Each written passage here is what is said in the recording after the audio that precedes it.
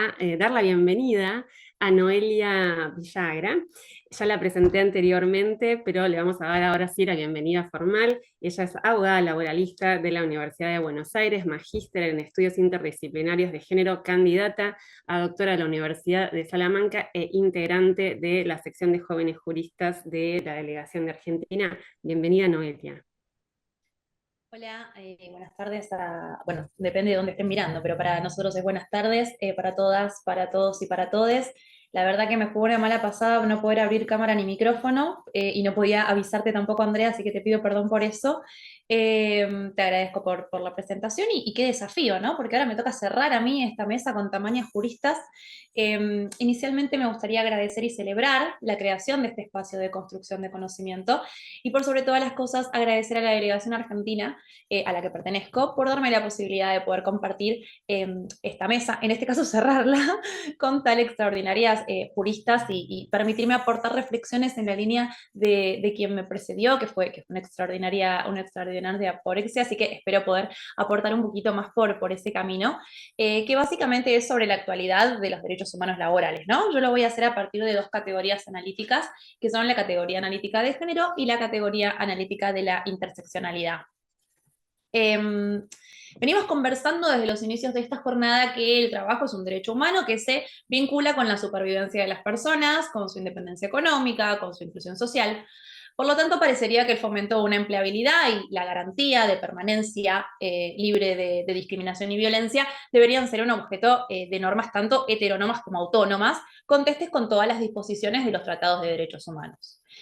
La discriminación estructural que oprime a las mujeres, y vale aclarar que cuando yo me refiero a mujeres no hago ninguna distinción entre mujeres cisgénero y mujeres transgénero, y las diversidades sexogenéricas, tiene como partícipe necesario a la normativa laboral. Desde este punto de partida es que yo me atrevo a preguntarme cómo incidir en el derecho del trabajo en general y en el derecho colectivo en particular, para poder alcanzar niveles de igualdad que no solo permitan el empoderamiento personal de las mujeres y de las diversidades sexogenéricas como personas que trabajan individuales, sino que, y siguiendo la idea de Marta Lamas, permitan la emancipación de estas y las mejoras estructurales de las economías de los países de nuestra región.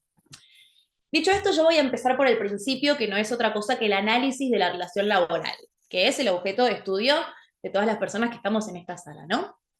Ante la necesidad de satisfacer las necesidades básicas, las personas ponen a disposición de su empleador o empleadora su tiempo a cambio de una suma de dinero, configurando esta relación de prestación de tareas a cambio de un salario. Esto implica el accionar del Estado, quien es garante de la dignidad de la parte más vulnerable de esta relación, y lo hace a partir de la normativa tuitiva laboral. Dependerá de cada una de las normativas de cada país si el Estado tendrá más o menos injerencia. Particularmente en Argentina, en las relaciones individuales, sabemos que el Estado tiene un gran protagonismo, en las relaciones individuales particularmente, y en las relaciones colectivas debería garantizar el espacio, correrse y dejar actuar a los interlocutores, quienes tendrían los intercambios necesarios en pos de las mejoras de las condiciones laborales.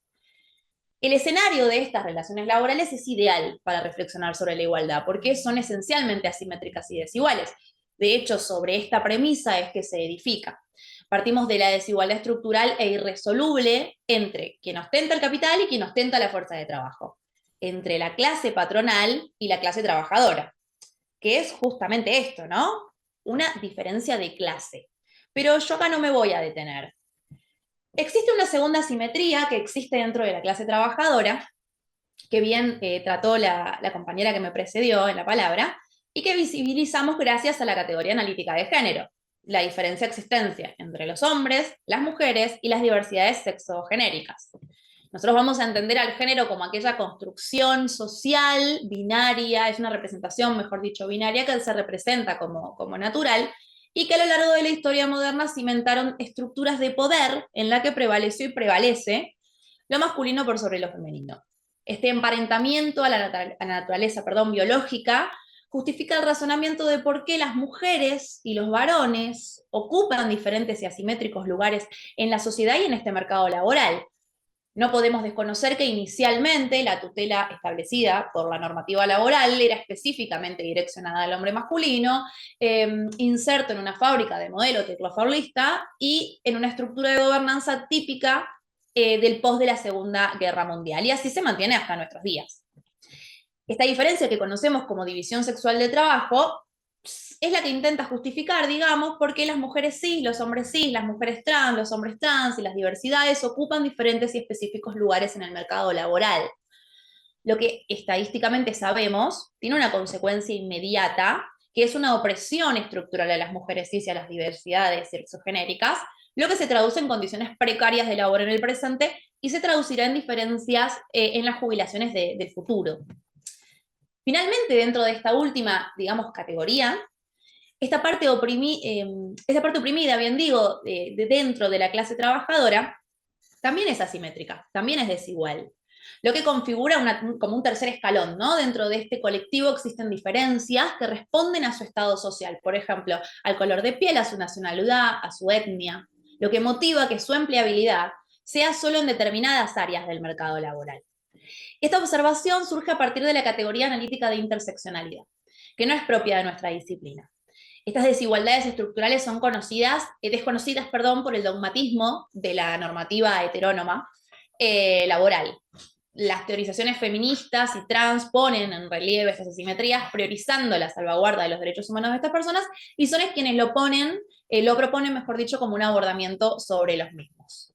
Ahora bien, sabemos que los cambios globales en las formas de prestación de tareas, la mutabilidad del sistema capitalista, la posibilidad de vivir conforme a nuestros deseos, entre otras cosas, modifican el sujeto a tutelar por el derecho laboral. Y este debe ser conteste a las transformaciones del mercado laboral, obligando a reinvertirse, a idear propuestas superadoras para lograr una mejora que impacte en toda la sociedad. Este debe ser el contenido obligatorio de las negociaciones colectivas. Yo ahora voy a detenerme en la segunda clasificación que les mencioné, que es la asimetría dentro de la clase trabajadora. Entonces, nosotros sabemos que el trabajo decente implica el respeto más absoluto de los derechos humanos. Esto se infiere del corpus normativo contenido en los pactos internacionales. También sabemos que la autonomía que ostenta las asociaciones sindicales habilita que casi no haya materias que no puedan ser reguladas por un convenio o un contrato colectivo, depende de cómo se digan sus países.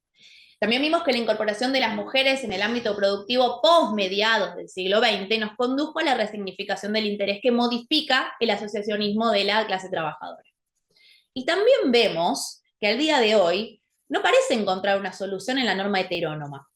Por lo tanto, y a mi criterio, la norma autónoma parece ser una respuesta sólida. Un gran ejemplo es la ajenidad al análisis de la tarea de cuidado. Las mujeres y las diversidades tienen particulares características dadas por la expresión cultural del género femenino, ¿no? Desde este punto de vista, el análisis del cuidado es nodal, es central, porque las economías y las sociedades no solo reconocen que dependen del trabajo de cuidados para sobrevivir y prosperar, sino también que el trabajo y los cuidados están estrechamente interrelacionados. Esto no lo digo yo, lo dice la Organización Internacional del Trabajo. Lo que convierte en una de las cuestiones, insisto, más importantes para el correcto abordaje de las relaciones laborales. Acá vamos a sumar otro derecho humano, entonces, porque tenemos el derecho humano laboral, tenemos el derecho humano a la igualdad, y el derecho al cuidado también debe entenderse como tal. Para entender su alcance, en el mes de enero del 2023, Argentina presentó una solicitud de opinión consultiva a la Corte Interamericana de Derechos Humanos, para determinar con mayor precisión los alcances del cuidado como derecho humano, así como las obligaciones que al respecto van a ser exigibles a los estados. Por cuestiones de tiempo yo no me voy a detener aquí, pero quiero resaltar la importancia de este pedido. Y básicamente radica en que permitiría poner la temática en el centro de la agenda regional de cada país. Si bien los cuidados tienen un vínculo directo con el derecho del trabajo y la seguridad social, conforme al protocolo de San Salvador, y que, por ejemplo, existan constituciones nacionales como la de Ecuador, Venezuela, Bolivia, República Dominicana, que reconozcan el valor del trabajo doméstico no remunerado, es preciso contar con una cristalización de sus alcances para poder aspirar a una homogenización en el reconocimiento, ¿no? Nosotros sabemos que las tareas de cuidado son un óbice para la carrera laboral de las mujeres. Si analizamos, por ejemplo, las diferentes brechas, lo encontramos como un indicador importante en la brecha del uso de tiempo, que va a condicionar también la brecha en el acceso a empleo y la brecha salarial. No tienen que hacer un acto de fe y confiar en mis palabras. Lo dicho es fácilmente constatable en el índice global de la brecha de género, que indica que al ritmo que vamos, se tardarían 131 años en alcanzar el cierre de las brechas de la paridad total. Si nos detenemos en la región nuestra, en Latinoamérica y el Caribe, al paso que vamos, se pronostica que tardará 53 años en alcanzar la plena paridad de género, es decir, nosotros y nosotras no lo vamos a ver. Con esta información que yo les aporto, lo que quiero es destacar que es menester dar discusiones de cómo cerrar la brecha de género, que eso nos va a conducir a la igualdad dentro de la clase trabajadora y aspirar también a un éxito macroeconómico. Por lo tanto, tiene que ser una premisa fundamental del derecho del trabajo, y la norma heterónoma no puede, evidentemente, no quiere o no tuvo la manera o no encontró el camino para hacerlo. Entonces, tenemos que analizar la importancia de la contribución del trabajo femenino. Y yo insisto con esta idea de que para poder adentrarnos a las necesidades o requerimientos de las trabajadoras y poder pensar las estrategias para llegar a niveles aceptables de igualdad, la solución va a ser colectiva. Porque el devenir histórico así lo demostró. La potencia de la organización colectiva de las personas que trabajan fue la manera de conquistar derechos. Y esto abre otros debates, ¿no? El derecho humano a sindicalizarse está reservado para cierto tipo de trabajadores y trabajadoras, por lo que aquellos que prestan tareas de total informalidad no tendrán, técnicamente, la posibilidad de hacerlo. Y esto es destacable porque en la región latinoamericana y del Caribe, según el informe de la OIT, tiene un promedio del 50% de trabajo informal. Y en este 2024 empeoró y va a seguir empeorando. Sin perjuicio de lo dicho, y con independencia de la cultura y la idiosincrasia de cada país, estamos de acuerdo en la importancia de dar el debate pertinente en cuanto a la proyección de la acción sindical, puntualmente, insisto, con la negociación colectiva. Cuando la OIT promueve la ratificación en los países miembros del Convenio 154, lo que destaca es que la negociación colectiva es un mecanismo virtuoso para fomentar la igualdad entre los hombres y las mujeres. Yo agrego las disidencias sexogenéricas y hace hincapié en dos formas para lograr este objetivo. Consultar con las trabajadoras, algo que parece una verdad de perogrullo, pero que evidentemente no se hace, y asegurar que las mujeres estén presentes en los equipos de negociación. Y en estos términos es cuando conviene empezar a discutir las prácticas sindicales y sus parámetros masculinizados para construir nuevos modelos de asociacionismo en los cuales las trabajadoras tengan una representación real y sean partícipes en la formación de las normas autónomas. Ahora bien, la negociación colectiva tiene tres instancias dialógicas a grandes rasgos y de instrumentalización, ¿no? Conforme a sus ámbitos. El diálogo social, cuya instrumentación podría ser un acuerdo marco, la negociación colectiva por categoría o profesión, o la negociación por empresa en ámbitos menores. Yo me voy a tomar un atrevimiento y voy a detenerme en el diálogo social, porque para mí es un camino que tenemos que transitar, sin perjuicio de los intentos de la OIT para expandir su utilización en los países miembros. Al día de hoy tiene una utilidad en Europa, poca proyección en nuestra región, probablemente porque los estados que componen la Unión Europea tienen características particulares que favorecen al desarrollo de su estructura de diálogo social a nivel nacional, supranacional, para la superación de sus conflictos. ¿Por qué me interesa a mí detenerme en el diálogo social? Porque los consensos y las instrumentaciones que se arriben en este tipo de negociaciones van a tener el carácter de norma sistematizadora y ordenativa. Conforman como una base de contenido de carácter imperativo y no dispositivo, que las formas de negociación deberán contemplar como piso mínimo, es decir, vamos a formar una articulación de convenios de un ámbito superior con ámbitos inferiores, y que va a generar un efecto expansivo con el fin de adaptar la normativa a la realidad de las trabajadoras. Y en esta dirección, en una realidad ideal, se podría pensar en contenidos que se negocien a nivel regional para establecer parámetros homogéneos de mejora de las condiciones de las trabajadoras. Si pienso en América Latina y el Caribe, por ejemplo, podría ser llevado adelante por las confederaciones del estilo de la Sindical de Trabajadores y Trabajadoras de las Américas, por ejemplo.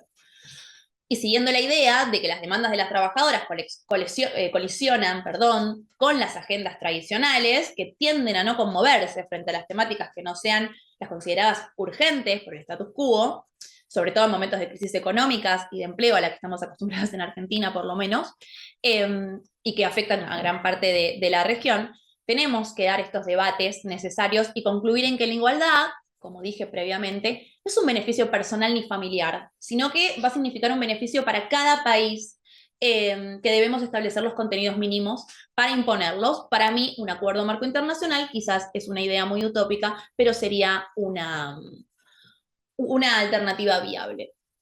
Para finalizar y dar espacio después a las intervenciones que quiera hacer el resto de las personas que están en esta sala, desde ya les agradezco el tiempo de escucha, pero me gustaría reafirmar por lo menos mi idea. Soy una abogada docente que se inscribe dentro de un grupo de personas que pensamos que el derecho de trabajo es una herramienta revolucionaria, que si bien supo cómo ayornarse a las distintas realidades, aún deja en sus márgenes a las trabajadoras y a las diversidades sexogenéricas que sufren opresiones traducidas en brechas de todo tipo.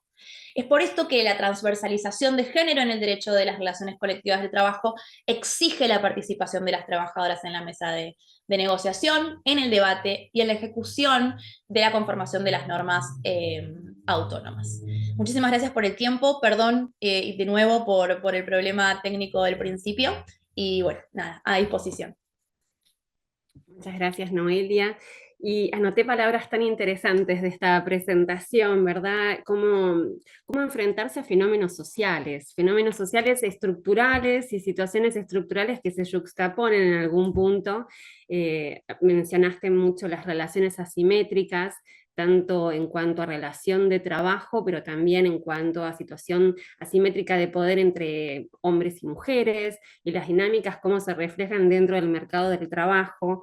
Me parece también muy interesante la utilización de la norma autónoma como este círculo o mecanismo virtuoso, al menos en las palabras que mencionó Noelia recientemente, a fin de tratar de alcanzar una equidad de género, pero también ciertas resistencias, ¿verdad?